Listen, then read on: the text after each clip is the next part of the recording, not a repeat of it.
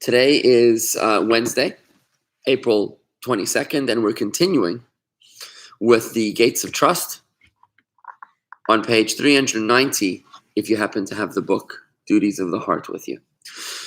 What we're in the middle of learning about right now is the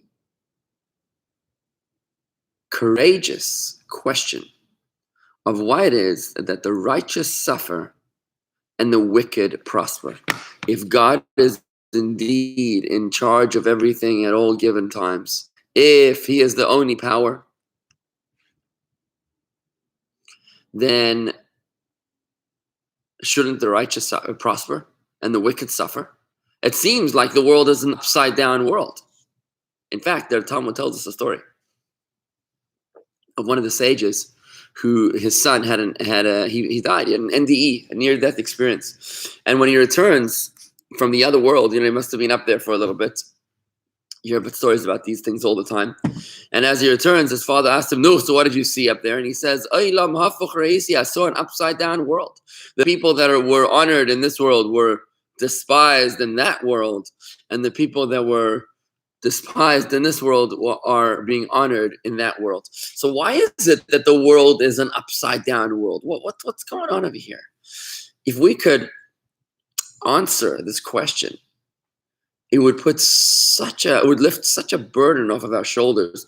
Many of us struggle with our faith when we see the righteous suffer, when we see the wicked prosper, and it just doesn't make any sense. We feel like, where is God and why is he allowing this to happen? And that's exactly the question that we're courageously embracing and answering today. So in the previous lesson yesterday, we spoke about why it is that the righteous suffer. But today, we're going to talk about why it is that the wicked prosper. We're going to give 6 reasons why the wicked prosper. And hopefully 6 points for us all to ponder and think about. This is pretty deep stuff. So as we ponder it, you might not agree with it in the very, very beginning, but you know what? It's going to give you some material to think about, a whole new perspective. So if you have the book, we're in the middle of page 391. If not, follow along with me, L'chaim. As to God's favor bestowed on a wicked man, this sometimes happens on account of a previous good deed for which God rewards him in this world. As it says, he repays his enemies to their face to destroy them. We mentioned this yesterday, that God will often reward the wicked for their minority merits in this world, so that in the next world, he will be able to banish them entirely and he won't have to deal with them at all. There won't be any merits to repay them. And that's what it means. He repays his enemies to their face to destroy them. So in the next world, when it's face to face, so to speak, godly revelation, then he's able to just repay their consequences, their punishment. He doesn't have to deal with their merits at all. And that's why God might give reward to the wicked in this world so that they can complete their allotment of reward, of blessing, and they won't have to be rewarded at all in the world to come in heaven. Which the early ones rendered in the Targum as follows: he repays his enemies during their lifetime for the good that they've done before him, so as ultimately to destroy them, so that he won't have to deal with them at all in the next world. Are you okay with that reason? How does that one make sense? How does that one sit with you? To think of a wicked person, a murderer, a terrorist. Why would a terrorist live a good life? Why would a murderer live? Let's think of someone like Arafat. I don't know if Arafat had a good life. I don't know. He didn't ever sleep in the same place twice, but he seems to have had a lot of money.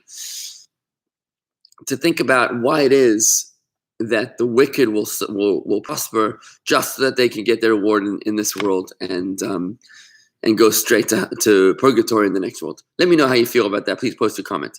But here, let's get into some 5 more reasons that are certainly things that you don't hear about too often.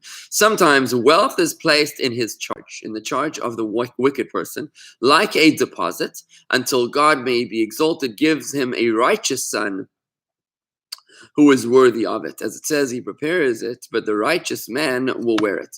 So the wicked man will prepare it, but the righteous man will wear it. So it's somewhat of a deposit for his heir, his successor, that will actually use it properly. But to the sinner, he gives the work of gathering and amassing to hand over to one who is good before God. That's from Kohelet, from Ecclesiastes of King Solomon. So it's an interesting point to consider, that maybe God rewards the wicked, not that they should enjoy it, but that their righteous heir should be able to enjoy it. Obviously, this is more than we're able to fathom. We never really see the end of the picture. We don't really understand who is going to inherit the estate, who's going to inherit the trust fund. It's very often today that you find people who have children that turn out to be very righteous from the most unlikely of circumstances. I was just reading a story the other day about a Mormon kid. Kid was raised Mormon, and he became a Jewish rapper. Looked like a Chabadnik. I don't really know, but he opened a band called Zusha, I think it is, and just very interesting story. Very, very interesting story. You hear about people like that they become religious or pious. And I guess they inherit the wealth of their parents. His wealth. Oh, there's a famous story actually about that. I want to mention to you a quick story.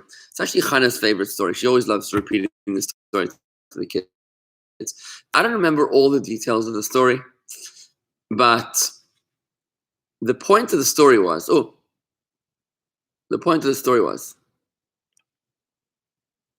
I see some comments coming in here on Facebook. Senseless, says Mickey. Does not make sense to me, says Susan. Are you talking about the first explanation? Is that the one you're talking about?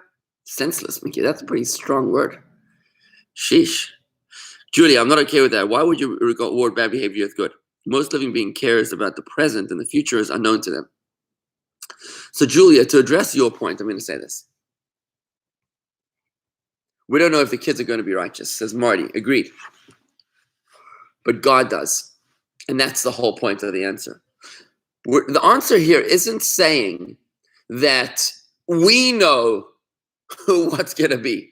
The answer is that God, who is the master of the universe, who is all-knowing and all-powerful, God knows what's going to be at the end of the picture, at the end of the story.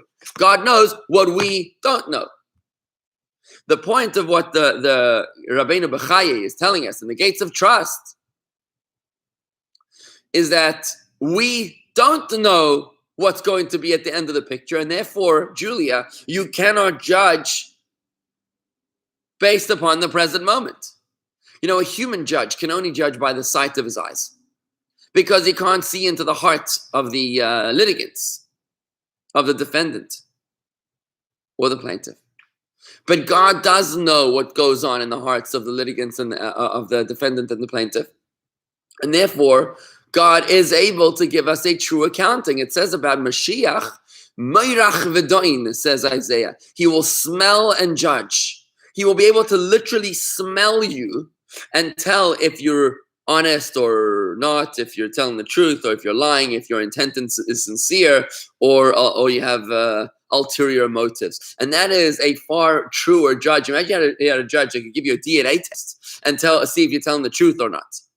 Right? It's like fingerprinting.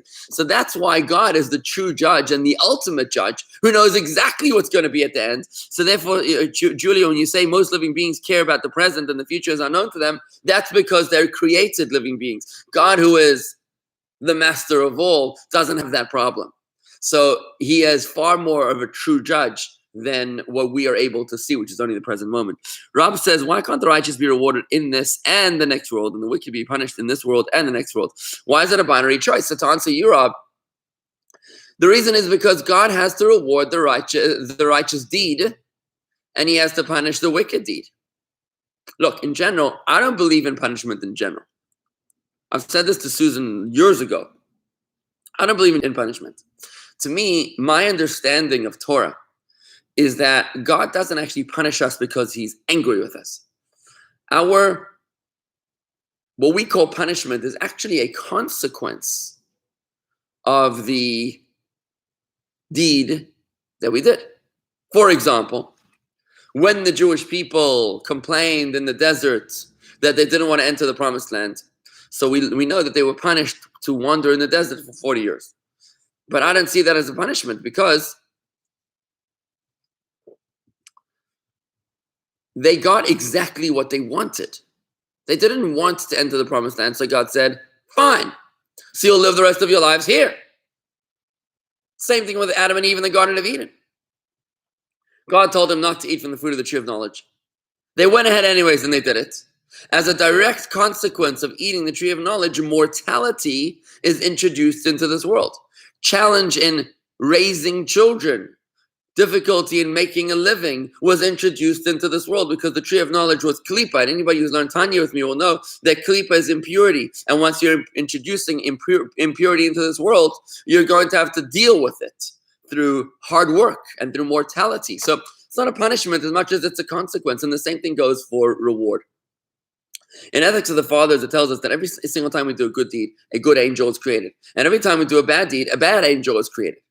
So what's happening here is that it's not a sum total. We don't give you an aggregate and give you like a credit score and say, okay, this guy's a 7.5, it's all good. This one's a fail, F grade, therefore just send him down to the basement. Each and every single deed is rewarded by its own merit. You do a mitzvah, you got to get rewarded. You do a sin, you've got to suffer the consequences. And that's why, Rob, it can't be a be-all end-all. It can't be that the righteous are rewarded in both worlds and the wicked are punished in both worlds. You've got to be able to get your merit somewhere. I hope that answers your question.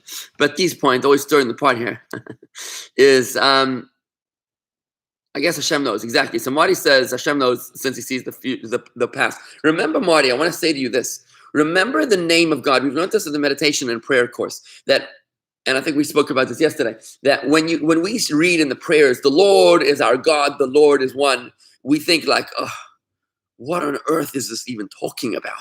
But remember that in the Hebrew, when you understand the prayer and the meditation of the prayer, you see that the word Elokim means Mother Nature, but the word Havaya, the Yud and the Hey and the Vav and the Hey, the four-letter name of God that we're not allowed to pronounce, is made up of three words: past Haya, present Hoveh, Yihiyeh is future. You put all three words into one, that becomes the name of God, which I call God Unlimited.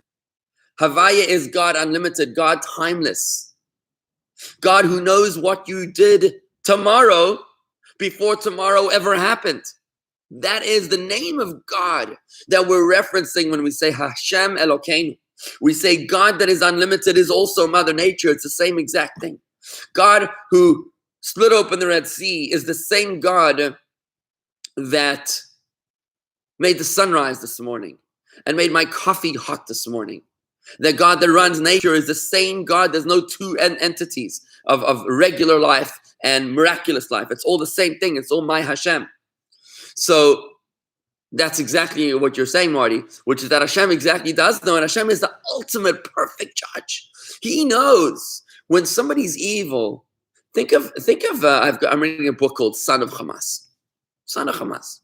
This guy had the misfortune of being born as the son of a Hamas chief. Can you imagine such bad fortune? You know, you think you're having a bad day sometimes. It could have been so much worse if you were born in Gaza as the son of a Hamas militant chief. And the guy writes his story about how he found his way out of there eventually to become what I think is a normal citizen. And you think about it and you say, only Hashem is the true judge to know why a person committed any sin.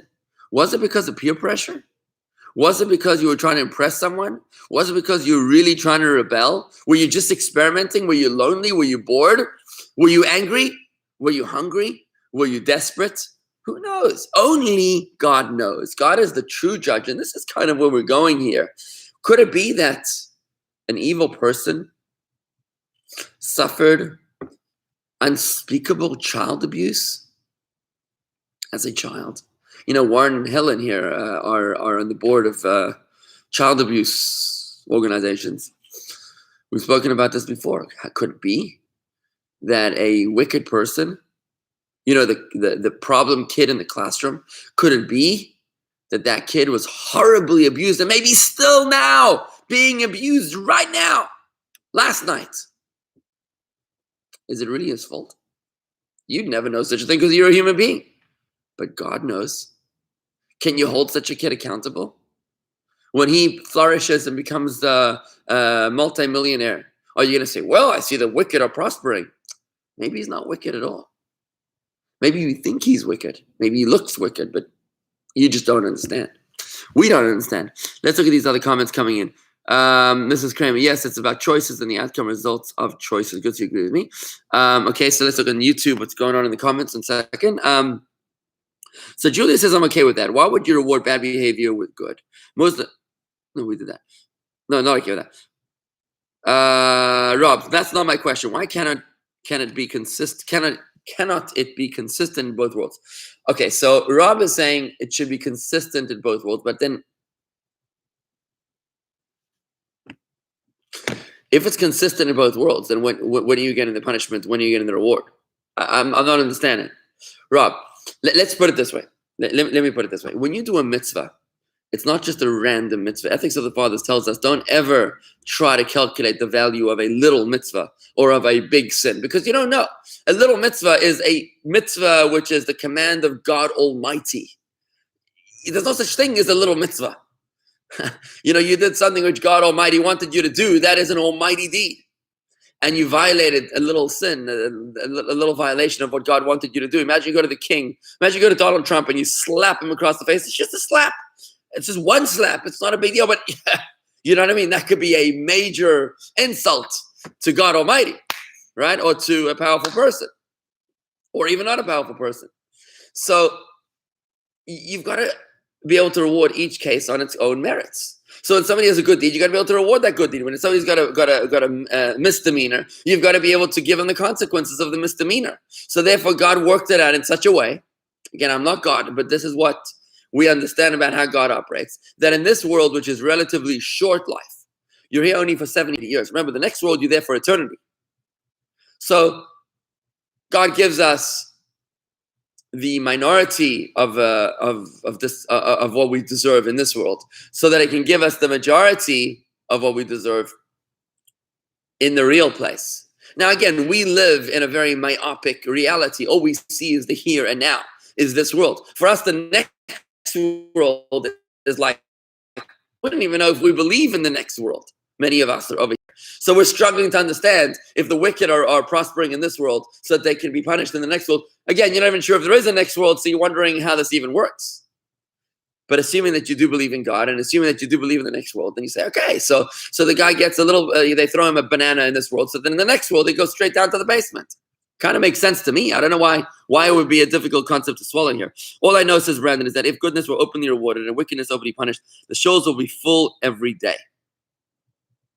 Seriously, people would behave so much better. So why is God being so perverse? Okay, so to this point, which sounds like it was Brandon and Julia who say, for once I agree with my husband. So good point. So I remember I started the class today by saying that there's actually 6 reasons why the wicked prosper. And one of those reasons we're about to learn is that it's in order to test you so that you'll be really conflicted when it comes to going to shul. A person's mettle will truly be tested when he's got a choice. Do I follow the Torah, or do I follow what looks like my eyes see that the wicked are prospering? So do I want to pledge allegiance to Torah? Do I want to pledge allegiance to the mafia, which seems to be succeeding? It's a test. That's exactly why the wicked prosper. Because God does not want the shuls to be filled automatically. He wants everybody who goes to shul to have overcome a challenge, to have earned his place over there. That's exactly the point. And that's coming up in a few minutes. So we're going to be in one of those. That's one of our 6 answers over here.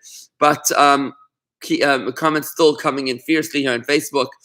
Mickey, isn't the real answer to the question as to why evil people prosper at times of good suffer that we actually will never know the answer? No, Mickey, no, that's a cop-out.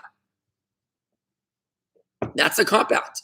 To say that we will never know the answer, we're learning now. We are the scholars of the community. Remember, we're studying together. We're going deep into this. We're not having some detached coffee table conversation here on the golf course. We're actually learning an 11th century work, one of the most classic pieces of philosophy of all of Judaism. So We're getting into it. It's here, right now. We're trying to get into it. We're giving you 6 reasons as to why it is that the wicked prosper. So instead of saying, don't dismiss it and say, we'll never know. Well, how about we give it the 6 answers a shot so you can consider them and think about them and meditate them through all the time of your quarantine, right? Andy, bingo. Replying to Marty, he knows since he is timeless and infinite, past, present, and future. Is exactly what I said. But Andy, thank you very much. Susan, if Hashem knows all, does Hashem send the person a message to do something or avoid something? And we do not recognize the messages. And as we grow spiritually, we learn to recognize the messages. I would think so. I would think so, Susan, that God absolutely sends us messages. And whether they flow like water off a duck's back or whether they stick is all dependent on yourself. And whether you get that message or not is purely dependent on yourself. Sometimes we get the message, we just don't want to hear it. For sure. Remember, it's the doctrine of free choice. God gives us free choice and he doesn't want to mess around with it, which is why I said to Brandon and Julia, he makes the wicked prosper so that you will struggle with this question, with this debate right here, right now, and you'll give me a comment like you just did. If the wicked would openly suffer, then all the shows will be filled.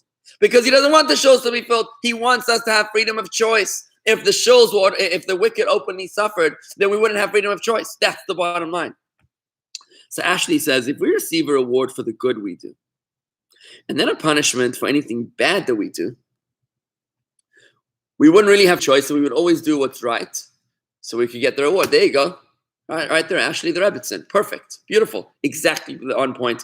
Exactly to what I'm saying, that it would preclude us of the ability to have that free choice. And I hope that's clear. But I'm still stuck on Mickey's senseless comment over there. I'm not sure, Mickey, why you thought it was senseless to say our point number 1, which was, that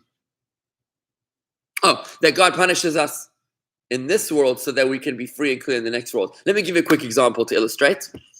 So let's say your son. I had a story. I must have been 6 or 7 years old.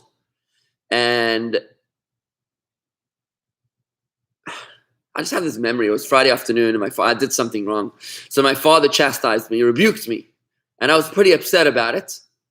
But then my father said to me, okay, he rebuked me at home for what I'd done. And he said, okay, so now I expressed my anger to you. Now let's go to shul and have a beautiful Shabbos. And I was like, oh, so that's over now? Now we can have a good time? I'm like, okay, kids forget very quickly. And it stuck with me. I remembered wow, that was quite an interesting sentiment. So he wanted to let that off of his chest. He wanted me to know that he was upset with whatever I had done. And now we can have a beautiful Shabbos. That's great. But imagine he didn't punish me before Shabbos. Imagine he was angry with me the whole Shabbos. It would have been put like a dark cloud on the whole Shabbos. Instead, we had a beautiful Shabbos together. And we had put out the slap on the wrist was out of the way. It was great. So I think, Mickey, that's the answer to the question. God says, listen, while you're here, guys, I'm going to give you a quick little slap on the wrist, get you, make it clear to you the consequences of what you did. And now we can move further. And that's really why it makes a lot of sense to me, guys. I don't know.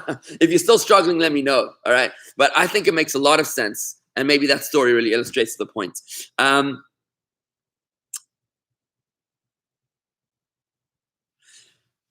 I was in the middle of telling you a story. Oh, a story of reward of the wicked. And here's the story. The story is of Yosef Moker Shabbos.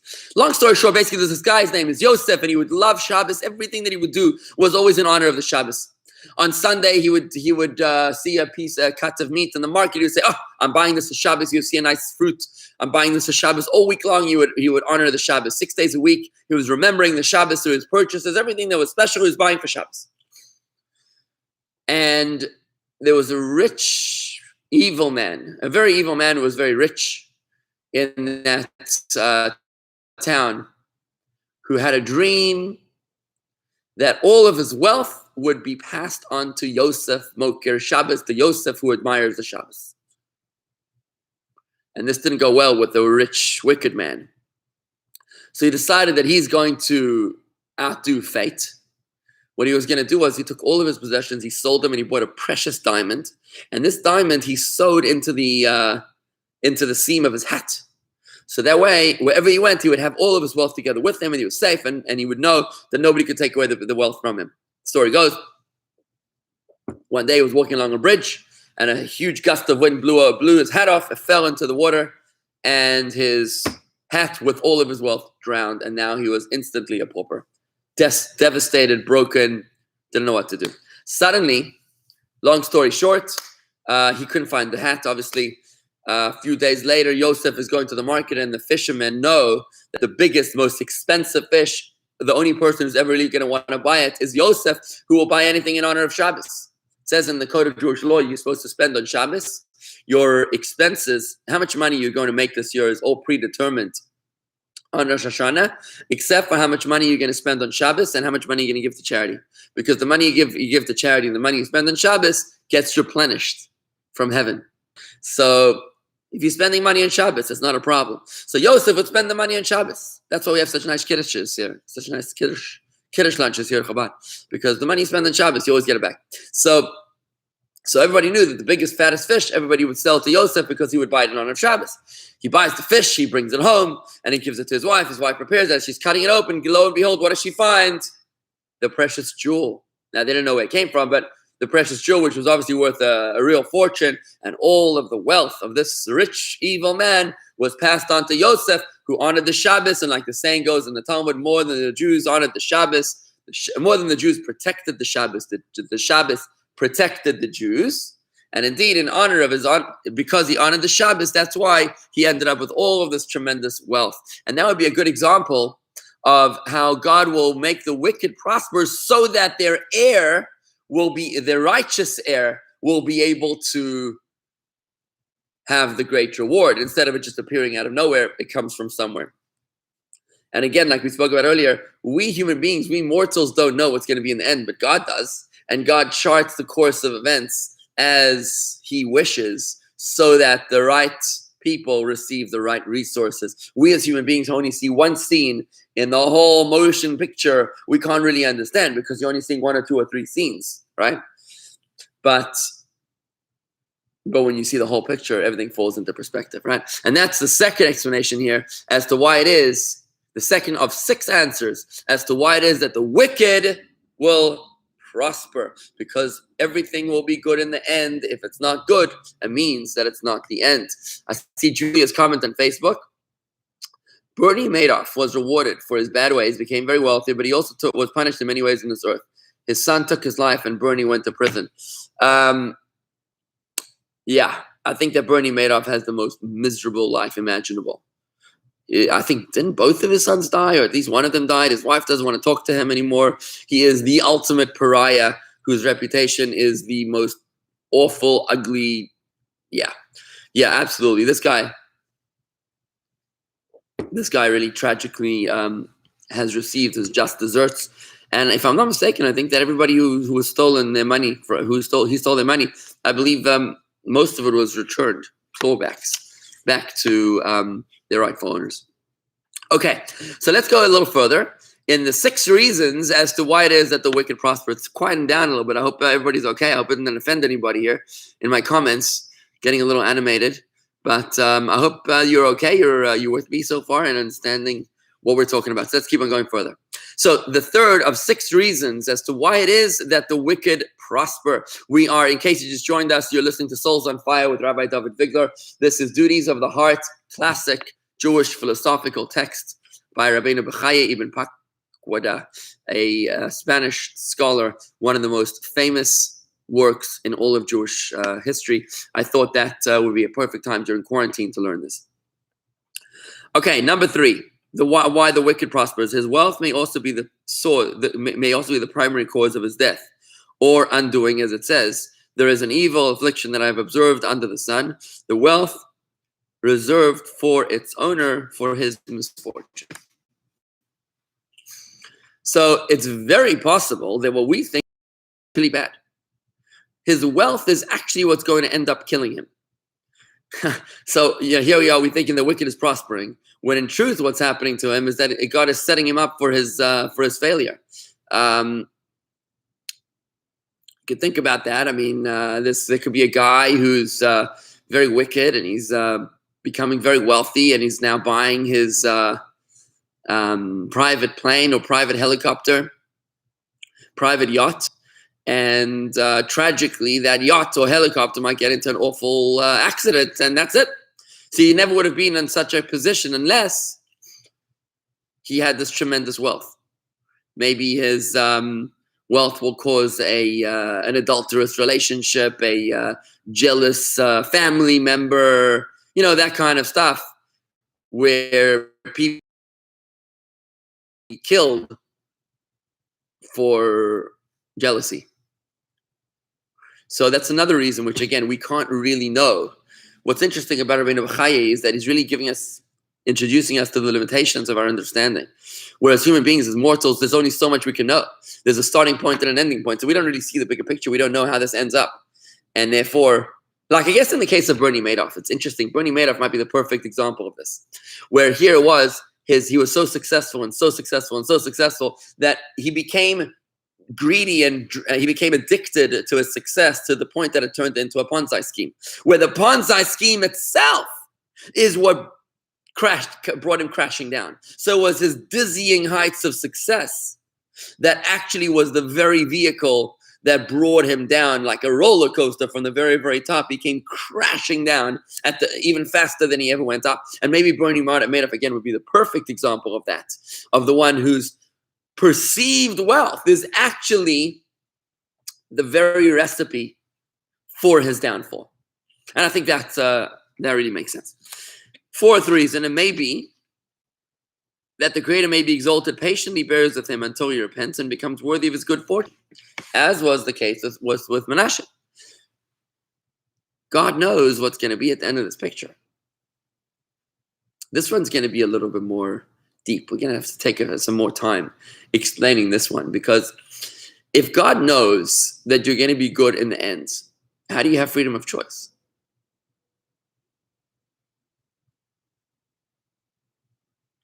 How are you going to have freedom of choice if God knows that you're going to be good? Let me give the story of Manasseh. Manasseh was actually one of my ancestors. He's in our family tree. If you ever wanted to see our family tree, it's at jewishgardens.com/roots, which goes from me and my children all the way up to Adam and Eve.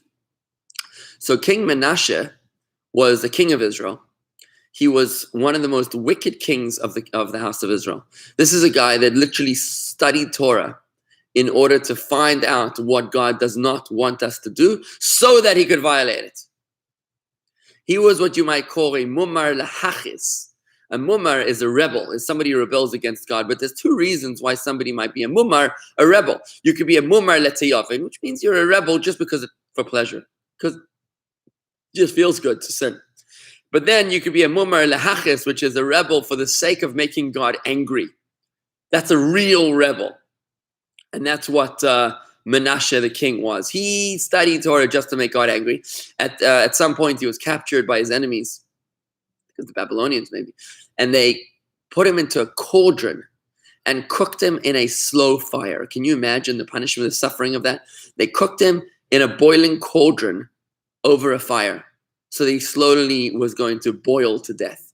And while he was in the cauldron, he called out to all of his gods and his idols and his all of his getchkes, and nobody answered him until eventually he had no choice, and he was scolding in the heat, scorching. He turns to God and he says, well, God, I never thought it would come to this, but if I need to, I'm begging you for mercy so that you can save me and I will repent. And miraculously he gets saved. And at the end of his life, he actually becomes a very righteous king. Unfortunately, he had caused so much spiritual harm to the people of Israel that I think it was 14 years of righteous monarchy, he was unable to repair all the spiritual damage that he had caused with his own two hands amongst the people of Israel and the land of Israel. However, here's a guy who experienced incredible power and wealth and happiness, success. He was the king of Israel. And it was because at the end of his life, he was truly righteous. So much of what we've been talking about here is based upon the premise that God needs us to have freedom of choice. And I want to just explain to you how we can have freedom of choice if God has foreknowledge prior knowledge of what we're going to do. How God can know what I'm going to do tomorrow at 3 p.m. How God knows now what I'm going to do tomorrow at 3 p.m., even though I have full free choice to be able to do it, right? So I want you to think about that for a moment while I look at the comments over here. Susan, in my life, many of the things I thought were great turned out to be the opposite, and vice versa. Interesting. So that would tie in nicely with our third reason as to why the wicked prosper. Where you think something is good, you think you won the lottery, and you look at the wicked, why they won the lottery, another great example. And many, many times it's the lottery that breaks up their marriage, that causes them to overdose, that gets them killed. We hear about these stories all the time and we're mystified how it happens, but it does happen. So winning the lottery you think is rewarding for the righteous, but really it's the beginning of his end, right? And I'm glad that Khan is with us and agreed. Julia, Rabbi, my point was, I see Brandon retracted a message. Julia, Rabbi, my point was that the wicked are rewarded, but they don't have to wait till the next life to get their punishment. This gives me peace of mind. Oh, good. So you agree with me then, Julia. Wow, that's good. My point was that the wicked are rewarded, but they don't have to wait till the next life. So you're agreeing with me. This gives me peace of mind. Good, I'm glad to hear that. Because before we said that the wicked are punished in the next world. Now we're saying in the third reason for why the wicked prosper, we're saying that God actually punishes the wicked in this world. What looks like their reward is actually their downfall. Perfect. Ron Collins, Hashem gave us freedom of choice. Somehow he should have given us choice of freedom of consequence. Ron, you're losing me here. God gave us freedom of choice. He should have given us choice of freedom of consequence.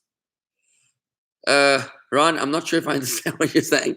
Choice of freedom of consequence. What exactly that means, I don't know. You might have to explain to me. Anyways, so back to what I'm saying here is like this. How can it be that God knows what I'm going to do in 3 hours' time if I haven't done it yet? How can it be that I have freedom of choice if God already knows what I am going to do later? Either one of those two is not true. If God knows what I'm going to do, then I don't have freedom of choice. And if I do have freedom of choice, then God doesn't truly know what I'm going to do. Agreed or not? That's the question. Here's my answer. Brandon, I was only saying what you said. Innumerable examples of successful people being miserable. Thank you. Awesome. So we're on the same page. That's good. Thank you, Brandon. So the answer is like this. The basic premise is that we all have freedom of choice and you do whatever you want to do without anybody coercing you. And the limitations of that are limited. God allows us free reign to do whatever we want. We're created in his image. And just like God is able to do whatever he wants, we created in the image of God are able to do whatever we want. There's nobody stopping us. However, God does have a great app called timelessness. And in this app called timelessness, which God has, because remember, God created time in the first place. You might say that time is an app and timelessness is his default setting. God happens to be able to cruise between now and yesterday and tomorrow. God is able to go into tomorrow and see what happened tomorrow as an observer before tomorrow ever happened. He happens to be able to cruise into the future and cruise into the past because God is timeless. Remember, his name is Havaya, past, present, and future in one word. God is not limited in time. So God can literally step into 2025, see who's going to be the president of the United States in 2025, and still will be in our freedom of choice to elect that president. Why? Because he can step into the future as an observer and see what we chose, even though it's not happened yet. The only reason is because God can simply fast forward and see what happened before it happened as if it already happened. And I hope that explains it. It's not that deep. It's just an ability to pick yourself up and out of the realm of time, out of the box, the pigeonhole of time, and recognize that God as Almighty is not limited to time and space. Just like God can be in anywhere at the same time. He can be here and in New Zealand and in South Africa and in Israel all at the same time. God can be now and tomorrow and yesterday at the same time. So he can see today what's going on. He can be watching tomorrow while it's happening before it ever happened. And that way he knows what we chose from our freedom of choice even before we did it, because he's technically not limited to the technicality of time. And I hope that explains it. I hope that that answers why God knows that King Manasseh was going to be righteous on his own free choice, even though it didn't happen yet. And that's why God rewarded King Manasseh with success while he was still wicked, because he knew that on his own freedom of choice he's going to be righteous. I hope that that makes sense to you, Mickey. If you were to say senseless now, then I would be able to relate.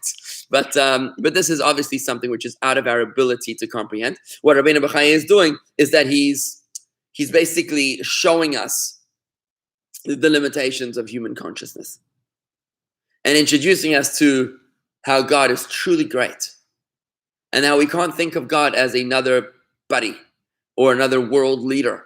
God is almighty, unlimited, and